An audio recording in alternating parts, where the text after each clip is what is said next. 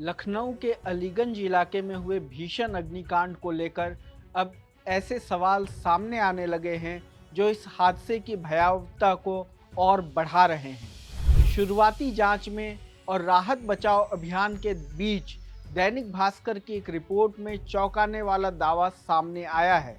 Report के मुताबिक हादसे में जान गंवाने वाले सुखमनी के दोस्त यश ने बताया कि इमारत में 3D एनिमेशन का एक ऑफिस संचालित होता था जहां करीब 40 लोग काम करते थे।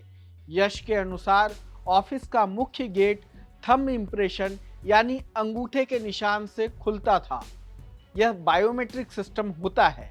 उनका दावा है कि आग लगने के बाद अफरा तफरी के माहौल में लोग जल्दी से थंब नहीं लगा पा रहे थे, जिसके कारण बाहर निकलने में देरी हुई और हालात ज़्यादा गंभीर हो गए। फिलहाल इस दावे की आधिकारिक पुष्टि नहीं हुई है और जांच एजेंसियां पूरे घटनाक्रम की पड़ताल कर रही हैं। लेकिन अगर प्रत्यक्षदर्शी द्वारा कही गई यह बात सही साबित होती है तो यह हादसे की जांच का सबसे महत्वपूर्ण पहलू बन सकता है, क्योंकि इस घटना के बाद सबसे बड़ा सवाल यही उठ रहा है कि लोग आखिर फंसे कैसे, और अगर उन्हें आग का पता चल गया था तो वे समय रहते बाहर क्यों नहीं निकल पाए। प्रत्यक्षदर्शियों के अनुसार कुछ छात्रों ने खुद को बाथरूम में बंद कर लिया था, कई लोग धुएं से बचने की कोशिश कर रहे थे, कुछ ने ऊंचाई से कूदकर जान बचाने का प्रयास किया। इसका मतलब यह है कि आग से ज्यादा खतरनाक स्थिति शायद धुएं और निकासी के संकट ने पैदा की, यानी कि कोई एग्जिट गेट नहीं मिला। लोग बचकर कहां से निकले उन्हें यही पता नहीं चला। यहीं पर फायर सेफ्टी के नियमों की चर्चा शुरू हो जाती है, जरूरी हो जाती है। भारत के नेशनल बिल्डिंग कोड यानी एनबीसी 2016 विभिन्न राज्य फायर सर्विस नियमों और अंतर्राष्ट्रीय फायर सेफ्टी मानकों का मूल सिद्धांत यह है कि किसी भी इमारत में मौजूद व्यक्ति को आपात स्थिति में सबसे कम समय में सुरक्षित बाहर निकालने का रास्ता मिलना चाहिए।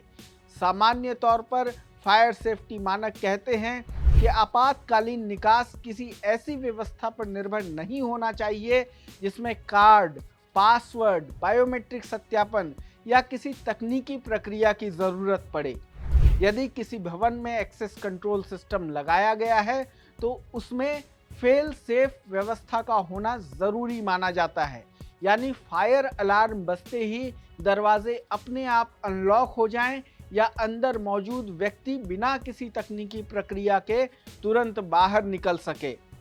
अब सवाल यह है कि जिस भवन में कथित तौर पर दर्जनों छात्र और कर्मचारी मौजूद थे, वहां निकासी की व्यवस्था क्या थी? क्या एक से अधिक एग्जिट उपलब्ध थे? क्या फायर अलार्म सिस्टम सक्रिय था? क्या इमरजेंसी एग्जिट स्पष्ट रूप से चिन्हित थे? क्या बिजली कटने या आग लगने की स्थिति में दरवाजे स्वतः खुलने की व्यवस्था थी? यह भी जांच का विषय है कि क्या भवन के उपयोग और उसकी स्वीकृत क्षमता के बीच कोई अंतर था?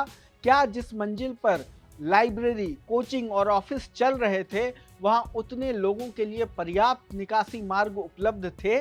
देश में इससे पहले भी कई बड़े अग्निकांडों की जांच में यह सामने आया है कि कई इमारतों में फायर एनओसी तो होती है, लेकिन समय के साथ आंतरिक संरचना बदल दी जाती है। कहीं अतिरिक्त केबिन बन जाते हैं, कहीं रास्तों पर सामान रख दिया जाता है, कहीं आपातकालीन निकास व्यावहारिक रूप से उपयोग करने योग्य नहीं रह जाते। नतीजा यह होता है कि आग लगने पर लोग धुएं और घबराहट के बीच फंस जाते हैं।